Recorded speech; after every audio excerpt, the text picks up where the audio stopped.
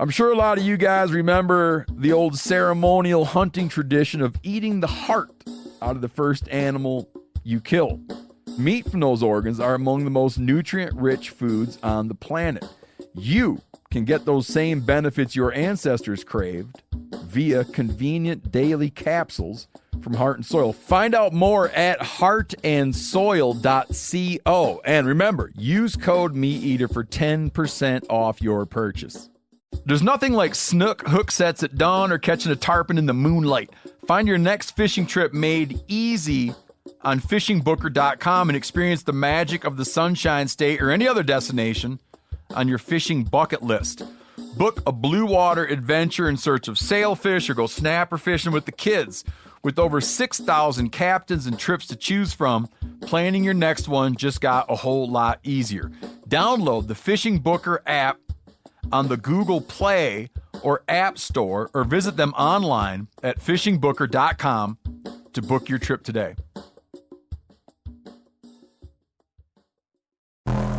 Welcome to the Wired to Hunt Foundation's podcast, your guide to the fundamentals of better deer hunting.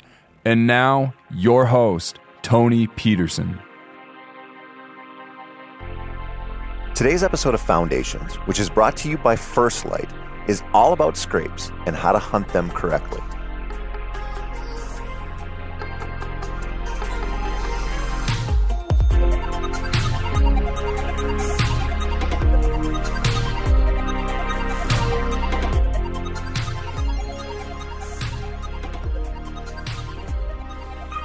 Buck sign, buck sign, buck sign. The questions roll in by the week, and most of them center on scouting and how to use buck sign. The thing is, most of the buck sign I care about comes in the form of rubs and tracks. Scrapes don't really get me going a whole lot, at least until a certain time of year, which is right freaking now. If you want to kill a buck on a scrape, mid-October is your window, as long as you know which scrapes to hunt and when, which is where we are going with this whole episode.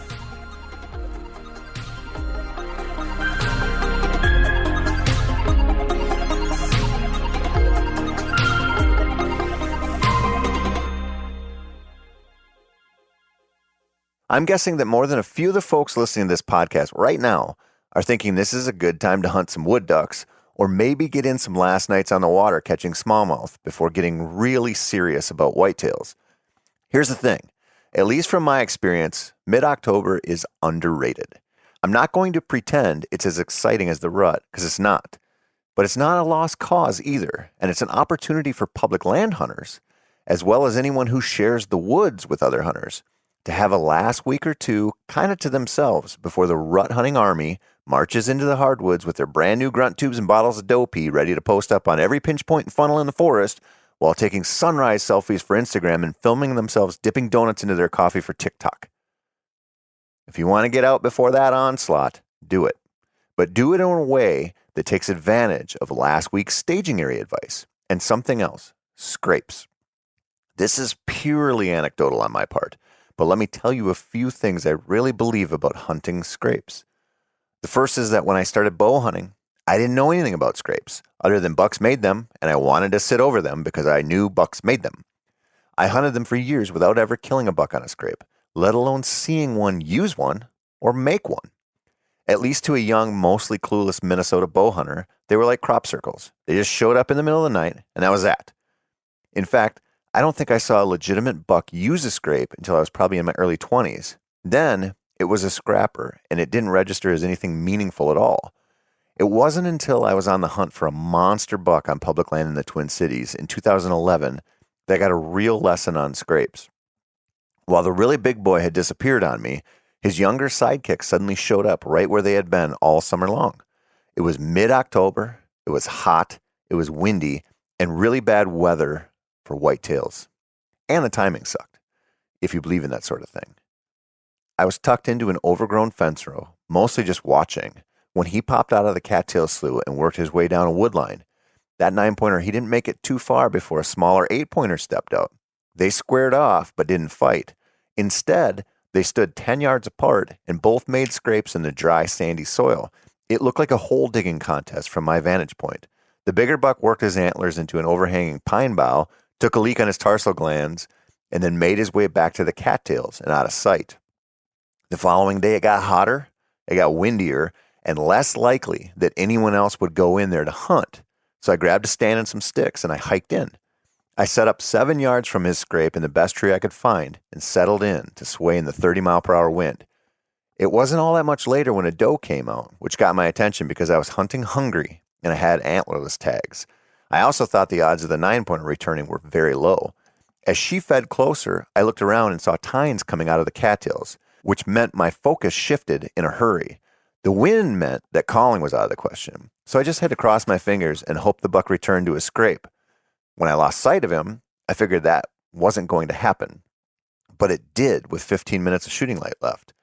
And at the shot, he took off cartoon-level fast, and although I didn't see it, ended up dying in the middle of a pond that was deep enough to make me nearly swim to retrieve him. Killing a really good buck in those conditions, on public land, on a scrape, left a mark on me. It changed how I looked at hunting at scrapes, which was further solidified a few weeks later when I arrowed a great 10-pointer as he worked a scrape in Illinois.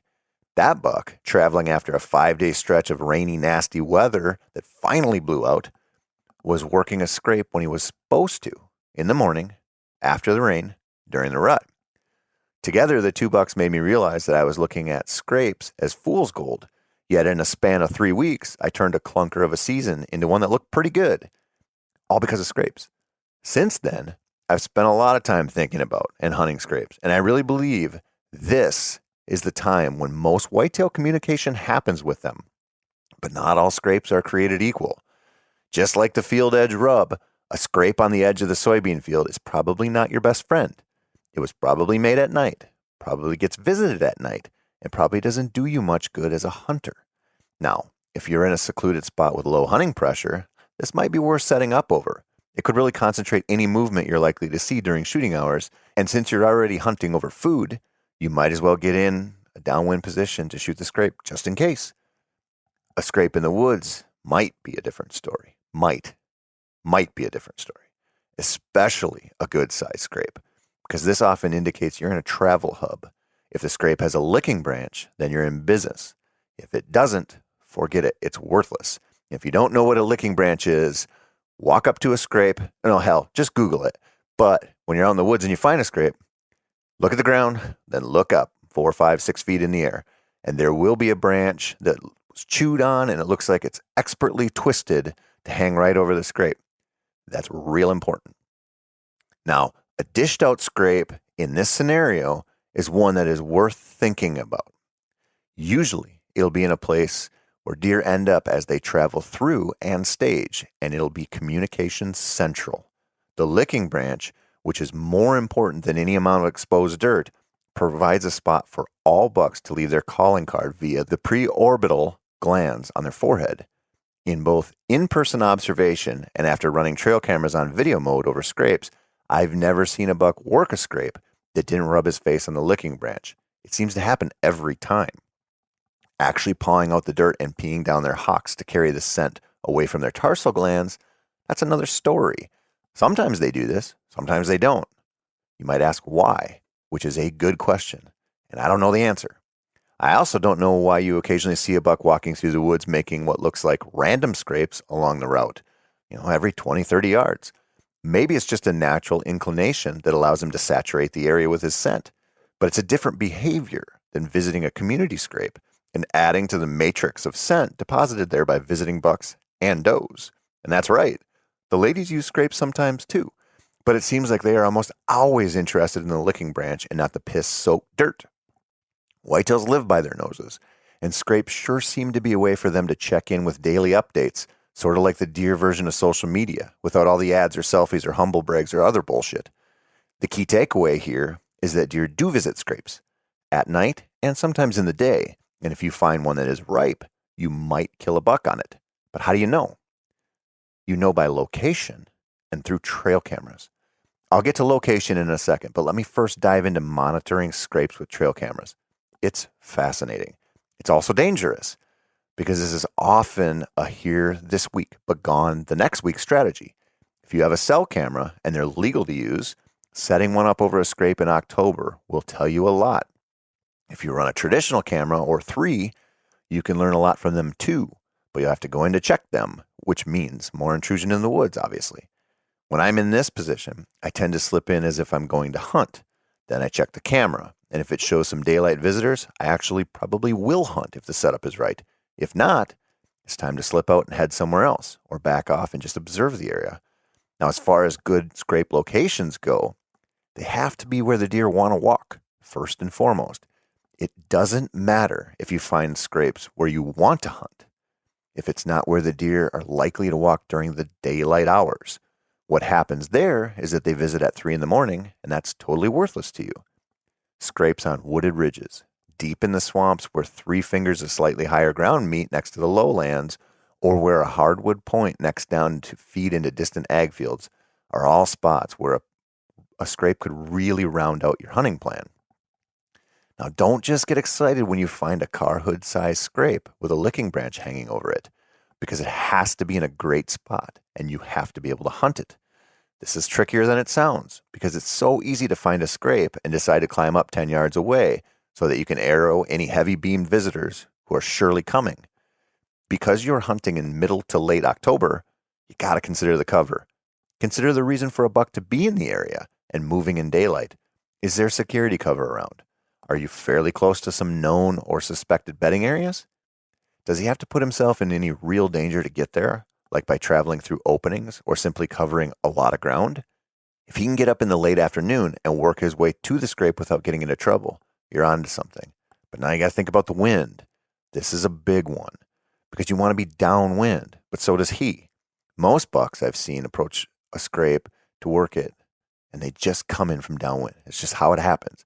This is where a lot of hunters get into trouble, because they think they have to be within easy shooting distance of the actual scrape.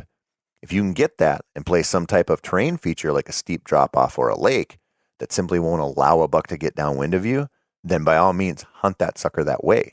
But if you can't, which is really common in flatter areas like you'll find in many plain states, or when you're dealing with big woods bucks in a pile of different regions, you might want to back up. This is a hard thing to do. But instead of planning to shoot the scrape, I sometimes set up 40 or 50 yards downwind. This might sound like I know that bucks will always approach from 25 yards downwind, and therefore I've played chess to their checkers. That's not the case. What I'm doing is just playing it safe. And I know that the bucks that visit scrapes are often in a staging mood. They often mill around and are highly callable when they're in a comfortable spot. If a buck walks right into a scrape and doesn't give me a shot, it might be a matter of a couple of soft grunts or bleats to get him into range. Or I might just see something to work with for the following day's hunt. What I don't want to do is blow him out of there by crowding right into the scrape if I can't get away with it. Sometimes this cautious approach absolutely burns me, because they do just march right in and work it without thinking too hard about wind direction. That seems to be mostly a young buck move, however, and not as common with older deer, so I just play the odds, and you probably should too. You should also pay close attention to the weather when you're building a scrape hunting plan. Now, this didn't come from me. It's been in the deer hunting zeitgeist for a long, long time, but it's worth repeating. It seems that bucks are interested in freshening up scrapes after a rain. That Illinois buck I mentioned earlier, he was absolutely on that program when I arrowed him. I've seen other bucks do this as well, and since they live off their noses and olfactory communication is huge in the whitetails world, it just kind of seems to make sense. It might also be BS, but that's okay. Deer move when it rains, and they move when fronts blow through. Now, even if they don't think, holy cow, that rainstorm last night probably removed all my sweet glandular calling cards I left for the ladies, or the thinly veiled threats of violence for my rivals, they're out there moving around when the rain is falling, and after the rain has quit. You should hunt those conditions, whether you're on private land, public land, clued into giant community scrapes, or couldn't reliably tell a scrape from a spot where a fox squirrel dug up a walnut. Now, I have to say this as a disclaimer. Scrapes aren't the answer to all of our deer hunting problems. Even if you time it right, hunt when the conditions are favorable, and identify a perfect scrape in the perfect spot. Scrapes are primarily used at night. They're far from sure things when you're stuck hunting between first and last light. They can be the ticket, but more importantly, usually just show you where lots of deer travel throughout the day and night. Now, even if you're in a low-density situation, like on a big woods up north type of hunt, the right scrape can clue you into a spot where deer like to be at some point in the week. This is good news and can allow you to either focus on the spot or use it as a starting point to backtrack from, kind of like when you find a monster buck bed tucked into a small island in the swamp. Clues, they're important. Now, maybe you won't arrow a buck on a community scrape, but given its location, it will give you an idea of direction of travel, and that will lead you to a softer edge deeper in the woods, or a benchy hillside where he sleeps away the midday hours. Or maybe just finding one scrape that checks a bunch of boxes will get you into the woods when the rest of your hunting competition is home watching football and thinking that there is no real reason to hunt when it will be on fire in a couple weeks. That might be the best reason of all to get out into the woods and set up well downwind of a scrape. So go do that. Just kill one before the rut-based hunter parade shows up and changes everything. Or you'll just get clued into the buck concentration, like I said. This is something just worth repeating and always paying attention to, whether you hunt private ground or public. A place with a well-used scrape, like I said, is usually where deer concentrate and where the odds are high that multiple deer will travel through there. Otherwise, what's the point of them trying to communicate with one another? This means that instead of thinking of just sitting over that scrape as a strategy, that pawed up dirt with a well-used licking branch might just be giving you a peek into deer behavior in the moment. The bucks that got blown out of the swamp on duck opener, they might relocate to a deep woods basin where they'll establish scrapes right now. Fresh, well-used scrapes indicate you're probably in a good area, but that might require a little fine-tuning. This is why I always bring in the prospect of observation stands. You've heard me preach this over and over again. If you find a scrape that checks all the boxes, but you sit over and it doesn't produce, what does that mean?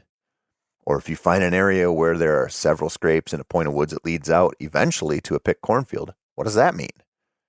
It means you know something about deer concentrations right now, and likely deer travel routes. That's not nothing, even if it might be disappointing to think that you could just find the right scrape, sit over it, and fill your tag. The whitetail woods are too fickle for that to be a totally consistent season-to-season strategy, especially if you hunt public land. But it can happen. And if it doesn't, you'll probably learn quite a bit about how to use the knowledge of scrapes to keep the hunting fire burning and the action going. That's a sweet consolation prize. Now, next week, I'll start to dive into the very first stages of the pre-rut, where this scrape strategy might hold out or it might die. It's okay either way, because you're going to get a lot more options when it comes to killing a buck, simply due to the dates on the old calendar. That's it for this week, my friends. As always, thank you so much for listening. I'm Tony Peterson, and this has been the Wired to Hunt Foundation's podcast. Please head on over to our Wired to Hunt YouTube channel to check out our weekly how-to videos and take a look at themeateater.com/wired to browse through our huge selection of deer hunting articles.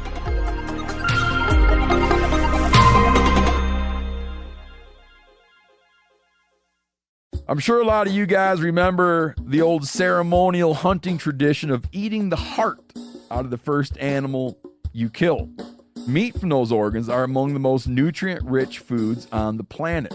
You can get those same benefits your ancestors craved via convenient daily capsules from Heart and Soil. Find out more at heartandsoil.co. And remember, use code MeatEater for 10% off your purchase.